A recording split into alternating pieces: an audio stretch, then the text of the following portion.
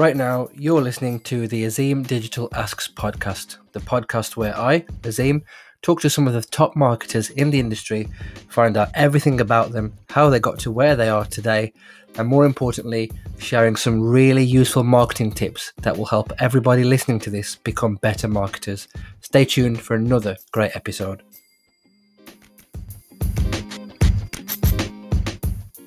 Hello, welcome back to the Azim Digital Asks podcast. Really excited for this episode today. I've got a great guest and we're talking all about luxury marketing. My guest is Elizabeth Solaru, and I've been doing some reading up on this incredible woman and what a journey in her career she has had. She was previously a cake maker in the luxury market, and then she had two other successful careers which seemed diametrically opposed. Those are her words, so I'm not going to steal any more and give her the opportunity to speak. Elizabeth, welcome to the show. Thank you so much. I am so happy to be here, and thank you for asking me. You are more than welcome. Really excited to learn a lot more from you.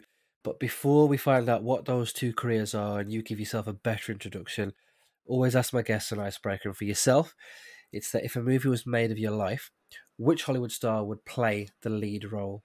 Definitely Tara G. Henson. Although for looks, I would have loved Halle Berry, but I've got to be realistic and say for sheer acting chops and range and personality is Tara G. Henson. Standard. Cannot argue with that. I was going to ask you why, but you've perfectly nailed it. So yeah, welcome to the show. For anybody who doesn't know who you are, would you like to give a better introduction to yourself? Yes, I'm Elizabeth Solaru, and I run two businesses. One is Elizabeth's Cake Emporium, and the other is the Luxury Business Emporium. And what I do, in a nutshell, is to help people who want to market in the luxury space. I help them to market themselves in the luxury space, and I help find them clients. So that's what I do in a nutshell. Awesome. So personally, I'm really excited to learn more about this because it's not an area that I know a lot about. And the only time that I'd ever experienced somebody talking about luxury marketing standard, it was an older white man. And he was like, I talk to these people. This is how much they're worth. Do you know what that's like? No, you don't. So I'm really excited to learn more from yourself. So look, let's kick it off and let's just start from the beginning. So what is luxury marketing? Okay, so luxury marketing is like marketing, but slightly different. And what do I mean by that? In luxury marketing, you've got to put the luxury client at the center. And then I go back a bit and I say, who is the luxury client? And then from a bit of research that I've done, and also from my personal experience of selling to the luxury market, and I've sold to different cultures, different countries, different types of people all around the world, I then realized that you can nail down the luxury client into 5 to 7 different types. So you need to know the types of clients in order to market to them accordingly. It's not mass marketing. It's about you saying to yourself, these are people there's more to the luxury client than more than just having money. Because a lot of people think, okay, luxury client, they've got money. Yes, they do. However, psychologically, each category is completely different in how they think, how they act, and more importantly, how they buy. And then I can tell you about that a bit later on. Awesome. That's brilliant. So yeah, look, thank you very much for sharing that. I'm really looking forward to learning more all around that topic. How would you say then that luxury marketing differs from traditional marketing? I know you sort of touched on it there, but what are the main sort of differences that you found? Right. In traditional marketing, so for example, let's just use a common tool that we all use. So for example, traditional marketing, we would use Google. We would look at how people search. We would look at buyer intention. What do they mean when they want to buy, blah, blah, blah, blah, blah. In luxury marketing, it's a lot more difficult because the common denominator is that for many luxury clients, they already know what they want. They already know what they need. It's just a question of, do I want to buy it? They know, okay, I've got all the money in the world and I want to buy a handbag. I want to buy a black handbag. So it's just a matter of choosing the right brand for them. And therein lies one of the tricks of luxury marketing, because it's not enough for they're not going to go on Google and go, I want to buy a black bag. They will go on Google and type something completely different. So it could be something like, do I choose an Hermes over Chanel, or the Hermes collection 2027? Do I? So it's a lot more specific in their intention, and it's a lot more nuanced as well. And through my research, I discovered a lot of little tricks that people who want to market to the luxury sector, things that they can deploy. So that essentially is one of the differences between luxury marketing and bog standard marketing. That's brilliant. Thank you very much for sharing that. I already know that the listeners' ears will sort of prick up when they hear that, because some of the things you've mentioned there about researching keywords on Google and the types of queries that come in and how different they are, that is amazing. So you're obviously someone who's very experienced in this area, and that comes from knowing your craft and refining it. I imagine along the way there's probably been hiccups and mistakes that you've made along the way. Are there any mistakes that you've made along the way that you'd be comfortable in sharing when you've been marketing to rich clients? Oh, absolutely. I've made tons of mistakes, and I'm not ashamed to share any of them at all. So the first mistake I made, and I'll talk about a couple. So the first one was trying to apply mass marketing techniques. So I kept shoehorning myself into the middle market. So if you look at the marketing as a pyramid, you've got mass marketing at the bottom, which is the fat bottom. And then at the very top, you've got the marketing to like the 1% of the 1%. I was trying to market to the middle because I didn't quite understand or have the self belief when it came to my own products. And I didn't quite understand what made my own product at the time, what made it different. So there I was, getting frustrated that people were not biting. And the turning point for me was 2013. There was a little bit of a hiccup, stroke mini recession going on in 2013, and the luxury sector in my industry got hit. And a lot of my colleagues were actually creating cheaper options and diffusion ranges, and something in my head just clicked, and I thought, I'm not going to do that. I'm actually going to triple my prices. And that's what I did. I actually went the opposite way to everybody else. And I tripled my prices. And I found that I got the kind of clients that I wanted all along. So that was another lesson in terms of, but to triple my prices, I carried out an exercise, which was the second thing I did. So I literally looked at my product. I went through all my testimonials. I went through everything anyone had ever said about my products, and I wrote down certain keywords about my products. And then I found the common phrases, and then I based my marketing around that. And then I also did something called targeted marketing. So it was literally me saying, who's the best of the best in this particular industry, and who's going to be a fantastic ambassador and a fantastic salesperson, for lack of a better word.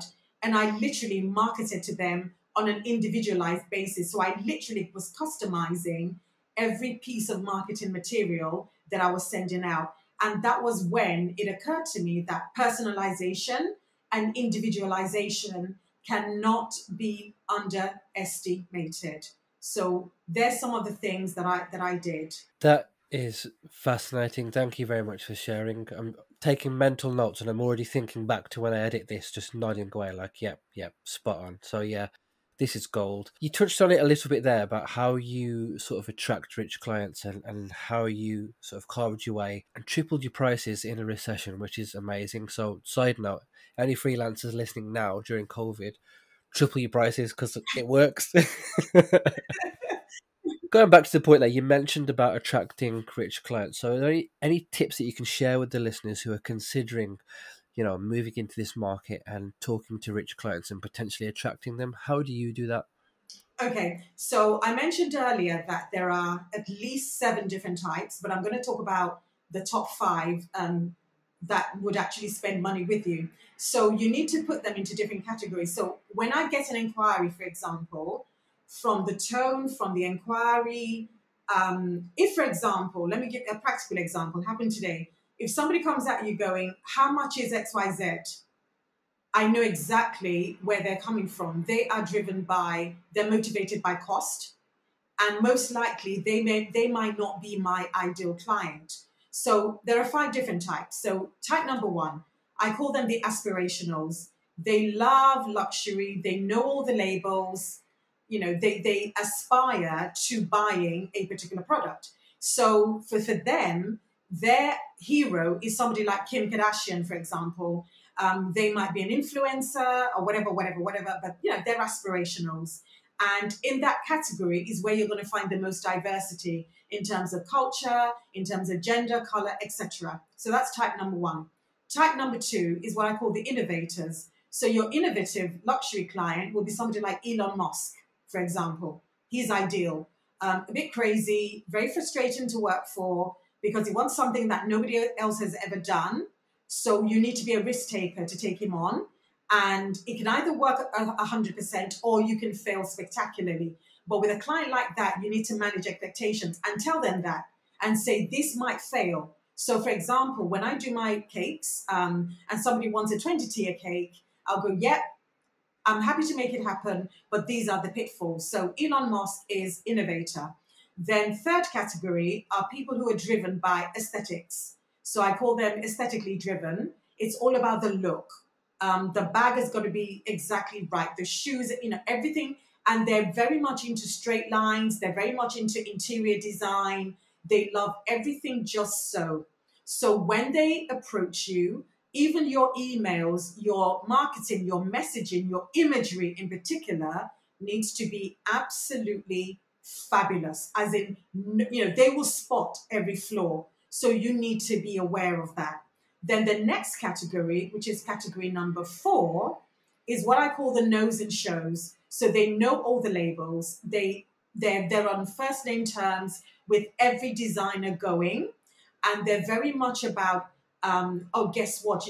I bought this, and I'm the only person who has this, or this is the latest Hermes, or this is the latest Chanel, or there's only 2 of it in the world. So when you talk about your products, you need to talk about you're the only person who's going to have this. This is going to be for you. Blah. So the language needs to be completely different. Now, the 5th category, and this is my favorite category because I'm very, very comfortable with this particular client, they are what I call the comfort first. So to them, it's not about money. It's how they feel about you, how comfortable they are with you. They don't care about labels, although they do buy a lot from labels. They're more about quality. They're more about your personality. And most importantly, whether they can trust you, because they're very, very private. So if they invite you to their private jet or their yacht or, within their personal space, you need to demonstrate respect. And I really, really mean that. You need to keep your mouth shut and everything. You need to offer to sign non-disclosures to say, when I meet such clients, I literally go with my own and I give it to them and I would say, this is something I've constructed on your behalf. Show it to your lawyers. I'm happy to sign anything. 9 times out of 10, I've never signed anything with this particular category of client that I call comfort first. And in that category, you'd have royalty, you would have old money, you would have people that many, many people are not even conscious of because they're not showy. They're really, really private. So those in a nutshell are the 5 different client types when it comes to luxury clients. There's a couple more, and that's to do with generational. There's another classification I use based on money as well. But for the purpose of this podcast, those are the 5 different archetypes that I tend to use. That is fascinating. So interesting. Thank you very much for sharing that. The listeners can't see, but I'm just sitting here nodding away like, wow. I'm thinking, and I'm sure the listeners will too, that it's obvious you're very experienced in this area and you've probably built this up over a number of years. So for me, the first question is, over how many years have you built up this experience? And then I suppose the second one, which I'll wrap into that, is if there are people listening to this who are considering moving into this market, what advice would you give to them if they're just considering starting out? Okay, so first part of your question, I've been doing this for about 15 years now. 15 years I've been doing this. Because prior to that, I was a headhunter. So I applied the same principles that I did in that job when I moved into working for myself as a cake maker. Because when you think of cakes, I know Bake Off has made everything quite, has made baking quite popular now. But when I started, Bake Off wasn't even around. And I actually did a program with the person who had the idea for Bake Off, but didn't quite see it through. So this was something I had to pick up and learn along the way and then study people, because in order to market to people, you need to study your subject so well that you can anticipate their needs and their wants way before they can. So if anyone is starting out and you wish to get into the luxury market, the first thing I would say is you need to look at what you're offering, your product, and you need to tear it apart. The friends, and I mean, a lot of people talk about these friends that are kind of like frenemies and have bad things to say about their products. This is where they come in handy, because you need those friends to literally tear apart your product. You need to analyze your product, your offering, because sometimes if something is our baby, we become blinkered. We think, oh my God, I offer the best, and like, no, you don't.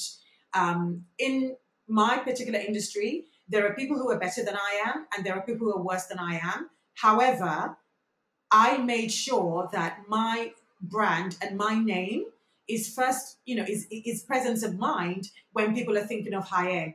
So some of the things I've done, for example, just to give people practical examples, some of the things I've done is when I organize product shots for my products, I realized I had to study the psychology of photography, the psychology of color. And then I realized that there are 3 or 4 different types of photography. But when it comes to luxury photography, you need to pick your photographer so well, because if you think about it, when we look at fashion shows and a Vogue magazine or magazines, everything appears flawless. It's so flawless. It's so beautifully done. That is key. Even if you haven't got much money, because everything I do, I've had to do on a shoestring, because I don't come from money, and I certainly wasn't earning loads and loads. If you can pick an amazing photographer who has an eye for detail and color and understands your product really well, you're halfway there. A second thing is how you style your product as well, and how you make sure that your brand is associated with brands that are considered to be luxury. So those are some of the tips that I would say, that if you're starting out, start high.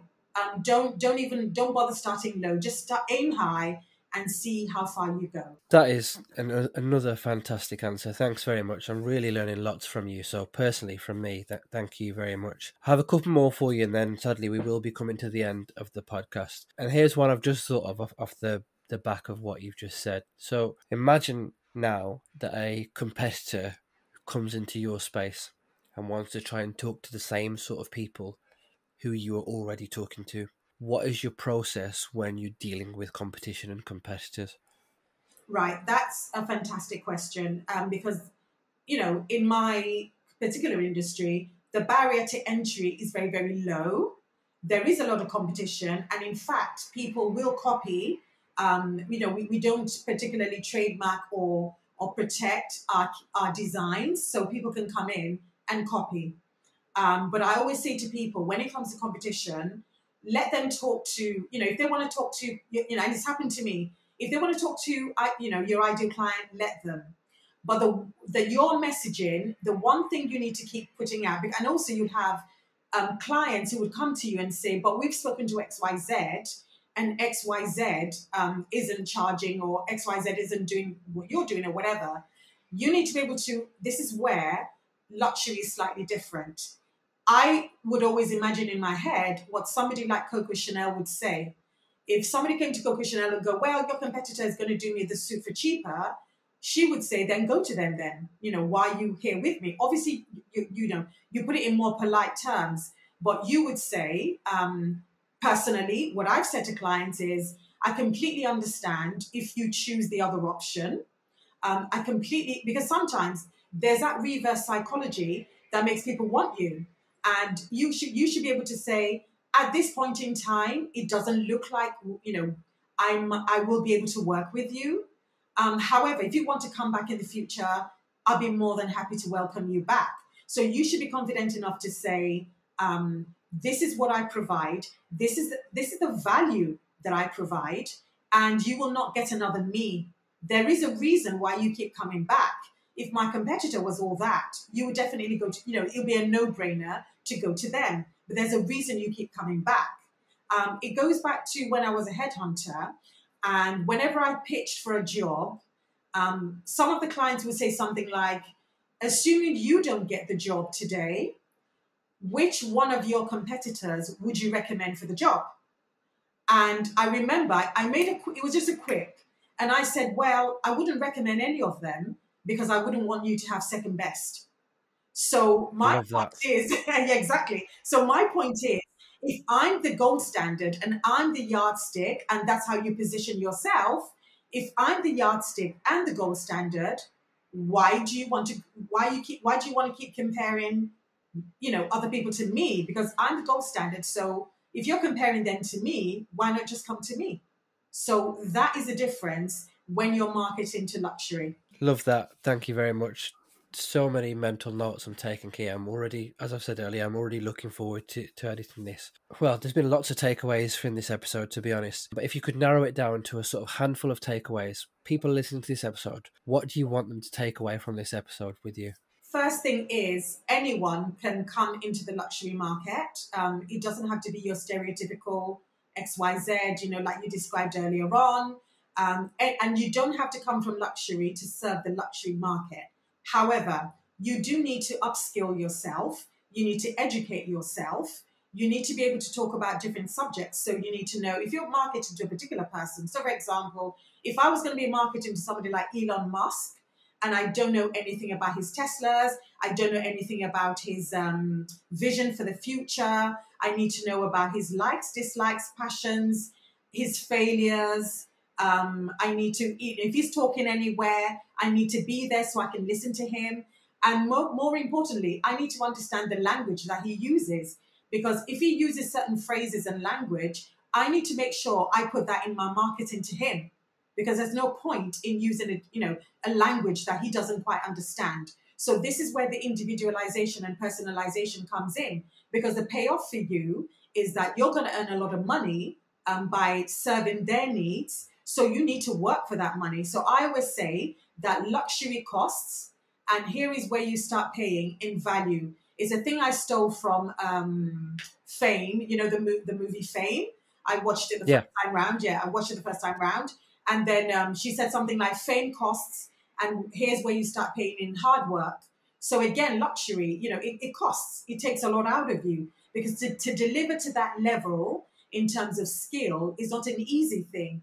And clients are fussy and they are demanding, and they do have a right to be fussy and demanding until you can demonstrate your trust. So key takeaways for me is, know the language, know the sector, know your own product. Because many people, when you say to them, what is your USP? What makes you stand out? They start talking generic. And I'm like, no, quality is expected. Delivery is expected. Some of the things are givens, but what makes you you? So you need to drill down to the essence of you and what you're giving. So those are some of the key takeaways that I would advise your listeners. Amazing. What an episode, Elizabeth. Thank you very much for giving up an evening and sharing some absolute knowledge bombs with me. If there are people listening to this who wanted to find out more about you, or to get in touch with you, or to sort of follow you on social media, how can they do that? What are your details? Right. You can find me. Website is called the Luxury Business Emporium, and my Instagram is at Luxury Business Emporium. I'm also on Clubhouse as at Lux Biz Emporium. So again, Google Luxury Business Emporium, and I'm there. I offer coaching, I offer mentoring, and it's something I'm very, very passionate about because I know that there are so many talented people out there who want to serve the luxury market. However, it's either they're scared or no one's really shown them how to do it. And a lot of the when you think of luxury, you're thinking of the really, really big brands, but there are very small independent brands that have managed to do it and have done it successfully. So more than happy for anyone who wants to contact me to go through yourselves or to just find me on social media. Amazing. Thank you. This is the part of the podcast where I say, well, firstly, I'll say I'm about to shut up and let you have the final say on your episode. But from me personally, you can listen back to many of my episodes. I think for me, this particular episode is one of the ones that I've done that's made me think, yes, I'm really glad I started this podcast because it's something that I don't know a lot about. And in less than 30 minutes, I've picked up so much information from you, and I just know the listeners will. So from me to you, massive thank you. It's been amazing.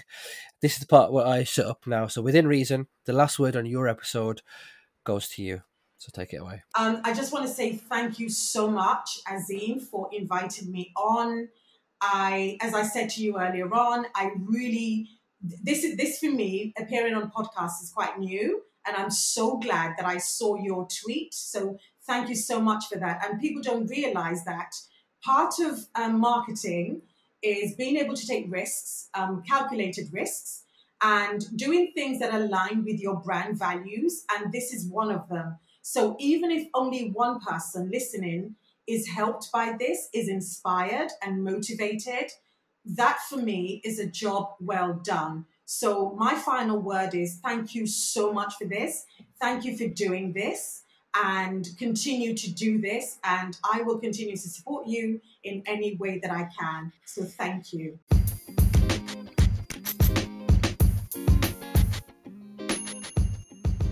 So that was another great episode in the bag. I'm really enjoying hearing from some brilliant people in this industry. If you enjoyed this podcast, please follow me on Spotify. Please leave a rating on Apple Podcasts or whichever platform you are using. Tell a friend to tell a friend, and hopefully see you for the next episode.